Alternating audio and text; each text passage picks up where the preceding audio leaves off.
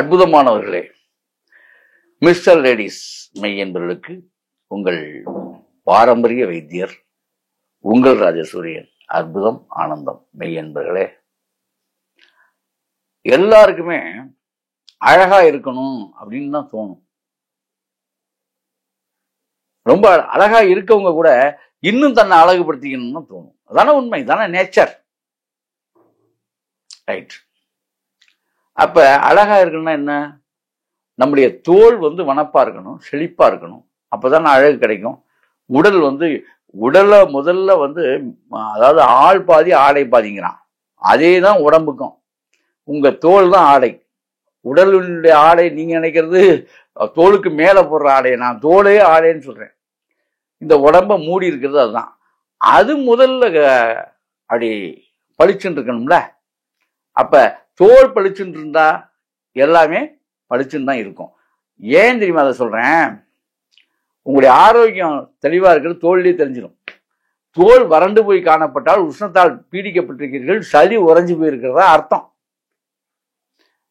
அதே மாதிரி தோல்ல அங்கங்க கருப்பு புள்ளிகளோ கருந்தேமலோ வெள்ளை தேமலோ வந்துருச்சுன்னு வச்சுங்க, சொரிஸ் படை சரி சிறங்கெல்லாம் வருது இல்ல, இந்த பிளாக் இதெல்லாம் மறு இதெல்லாம் வருது இல்ல, இதெல்லாம் உங்களுடைய ரத்தம் கெட்டு போச்சு, உங்க உடம்புல கழிவுகள் வெளியேறாம இருக்கு அப்படின்னு அர்த்தம். இதுதாங்க விஷயம். அப்ப இதெல்லாம் நம்ம போக்கிக்கிட்டா சரியா தானே போவோம். அப்ப இப்ப இதுதான் பேசிக். நல்லா புரிஞ்சுங்க. நீங்க மேல வாங்கி வாங்கி கிரீம் தடவுறதுனால ஒண்ணுமே ஆகாது. மீண்டும் மீண்டும் தவறு இழைத்து கொண்டே இருக்கிறீர்கள். அது புற்றுநோய்க்கு வழிவகுக்கும். உள்ளேயே கழிவுகள் இருந்துதான் இது வெளியே தள்ள முடியாம இதெல்லாம் ஆகுது. அங்கங்க மறு வர்றதுக்கு காரணம் தான். அது யாரா இருந்தாலும் சரி, நானாகவே இருந்தாலும் சரி, தவறு தான். அப்ப என்னுடைய உடல்லையும் கழிவு இருக்கிறதா தான் அர்த்தம். கழிவுகள் அவ்வளவு சீக்கிரமாக வெளியே போகாது. சில பேர்த்துக்கு மோஷன் ட்ரபிள் நிறைய பேருக்கு வருது இல்ல. அப்ப முதல்ல இதை நீக்கிக்கணும். எல்லாம் சேர்த்து தான் இப்ப அதாவது அப்ப தோல் பளபளக்கணும், சிறப்பா நீங்க இருக்கணும், நீங்க ஆரோக்கியமா இருந்தா தான் முடியும். அப்ப அந்த தோல் பளபளப்புக்கும் ஆண் பெண் ரெண்டு பேரும் அப்படி இளமையாக காட்சி அளிக்கிறதுக்கும் வசீகரமாக கவர்ச்சியாக வர்றதுக்கும் ஒரு எளிய முறையான ஒரு விஷயத்தை தான் இப்ப நான் சொல்ல போறேன். இதை நீங்க உண்மையா சொல்றேன் நண்பர்களே, இதை நீங்க கடைபிடிச்சு பாருங்க. தோல் பளபளக்கும்.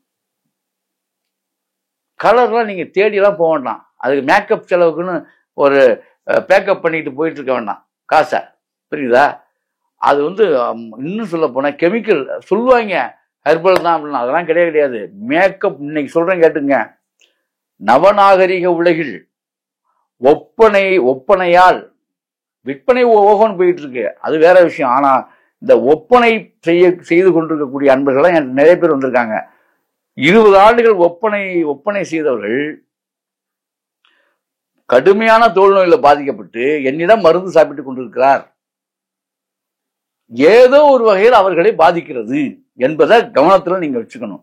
இன்றைக்கு ஏதோ நீங்க போட்டாக்கு முன்னால மினிக்கிட்டு போறதுக்காக ஒரு விஷயத்த பண்ணிட்டு நாளைக்கு மாட்டிக்கொள்ளக்கூடாது.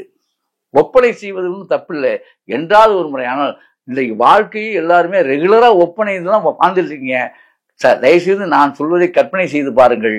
ஆகவே இன்றைக்கு இருக்கக்கூடியதுல இயற்கையான ஒரு விஷயத்த நீங்களே பண்ணிக்கிட்டு இயற்கையாகவே உங்கள் உடலை கலராக, இளமையாக, மினுமினுப்பாக உங்களுக்கு பிடிச்ச மாதிரி மாத்திக்கலாம். சரியா? அப்ப நல்ல விஷயம் தானே இது. இப்ப சொல்றேன் கேட்டுங்க. என்ன அப்படின்னா, காலையில வெறும் வயிற்றுல நீங்க எழுதுறீங்கள, எழுந்து பல்லெல்லாம் வழக்கிட்டு ரெடியா என்ன தெரியுமா சாப்பிடணும்? காலையில எழுந்த உடனேயே வெந்தய காப்பி. வெந்தயத்தை நல்லா வறுத்து வச்சிடணும். வறுத்து தூள் பண்ணி காப்பி தூளாவே இருக்கும். அது வேற ஒண்ணுமே இல்லை. வெந்தயத்தை வறுத்துட்டீங்கனால மணக்கம். அப்படியே அதை அப்படியே எடுத்து வச்சு 200 ml தண்ணி, அதுல 1 ஸ்பூன் கருஞ்சீரகம் போட்டுடணும். கருஞ்சீரகம் தனியா வச்சுக்கணும், அதோட சேர்த்து போடக்கூடாது. கருஞ்சீரகம் தனி, வெந்தயம் தனி. இந்த வெந்தயப்பொடி 1 ஸ்பூன் அந்த வெந்நீர்ல போட்டுட்டு கருஞ்சீரகம் 1 ஸ்பூன் அதில் போட்டணும். 300 ml தண்ணி நல்லா கொதிக்க விட்ட வேண்டியதான். பனங்கருப்பட்டி, பனங்கல்கண்டு, நாட்டு சக்கரை இது போட்டுக்கலாம். வேற எதுவும் போடக்கூடாது.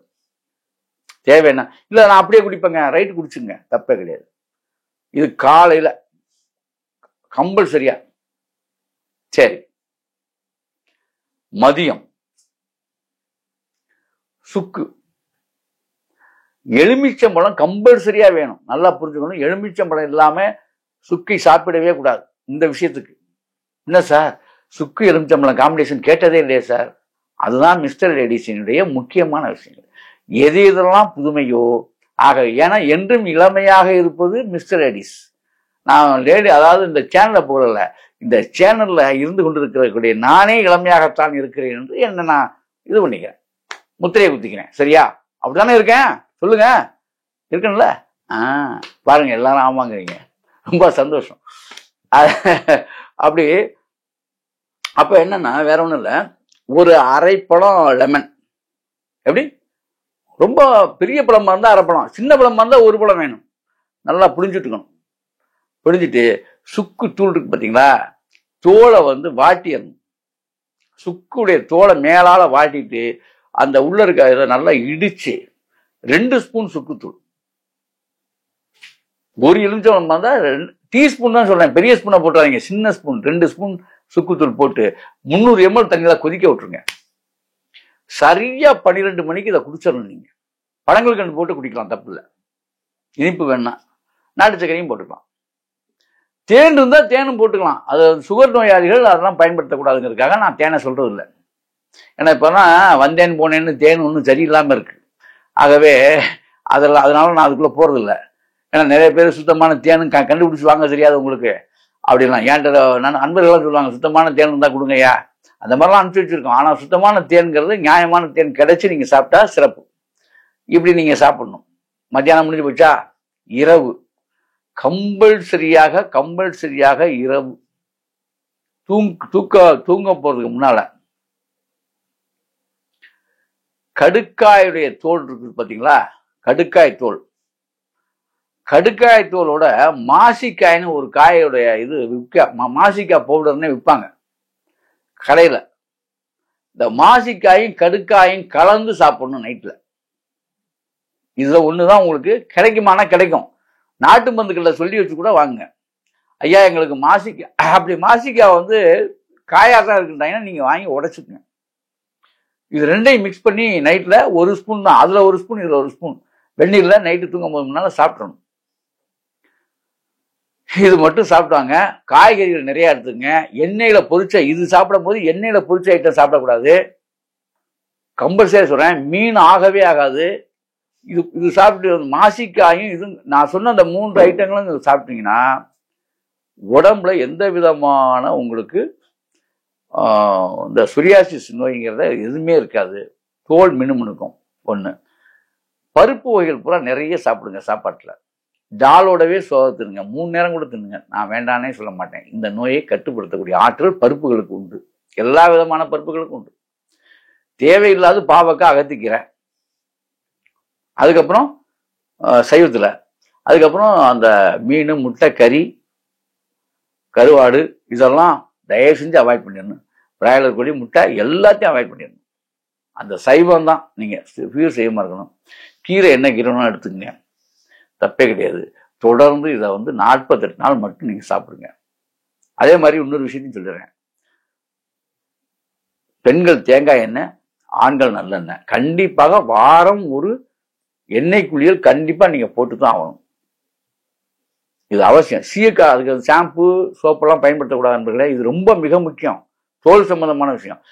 எந்த ஒரு ரெக்கமெண்ட், எந்த ஒரு ஐஏசி முத்திரையா இருந்தாலும் சரிதான், நீங்க வெளியில இந்த எந்த ஷாம்பும் எந்த சோப்பும் நீங்க பயன்படுத்தக்கூடாது. நீங்க என்ன செய்யணும்னா இயற்கையான விஷயத்துக்கு வந்துடுறீங்களா, அதனால சொல்றேன். அதை போடுங்க, தப்பு இல்லை. உங்களுக்கு அதை போட்டா அப்புறம் இதுக்குள்ள வராதிங்க. நீங்க இதை போட்டீங்கன்னா அதுக்குள்ள போகாதீங்க, அவ்வளவுதான் விஷயம். சுத்தமான சீயக்காய் வாங்கிங்க, அரைச்சி வச்சுக்கோங்க, நல்ல எண்ணெய் தேய்ங்க. இன்னொரு விஷயம், வாரத்துல 2 முறை டைம் கிடைக்கிறவங்க 2 முறை கூட எண்ணெய் தேய்ச்சி குடிங்க. பெண்கள் தேங்காய் எண்ணெய், ஆண்கள் நல்லெண்ணெய். இல்ல சார் எங்களுக்கு நல்லெண்ணெய் தான் கிடைக்குது, நல்லெண்ணெய் குடிங்க. இல்ல சார் எங்களுக்கு தேங்காய் எண்ணெய், சுத்தமான தேங்காய் எண்ணெய் இருக்கணும், செக்குல ஆட்டின எண்ணெய் இருக்கணும். அவ்வளவுதாங்க. வாரம் 2 முறை மட்டும் நீங்க எடுக்க ஆரம்பிச்சிட்டீங்கன்னா, ஆயில் பாத் எடுத்துட்டு குளிச்சுட்டு நான் சொன்ன மாதிரியே சாப்பிட்டு வந்துட்டீங்கன்னா 15 நாள்லயே பக்கத்து வீட்டுக்கு அக்கத்து வீட்டுலாம் உங்களை கேட்பாங்க, என்ன நீங்க பண்ணிட்டு இருக்க, நீ வந்து எந்த ஒரு ஃபேஷியல் பண்ற இடத்துக்கு நீ போற, ஒரு புது அட்ரஸ் யாரையா பார்த்துருக்கியா அப்படின்னா கேட்பாங்க. ஃபேஷியலும் பண்ணல, சோசியலா நீங்க சொல்ல வேண்டியதுதான்.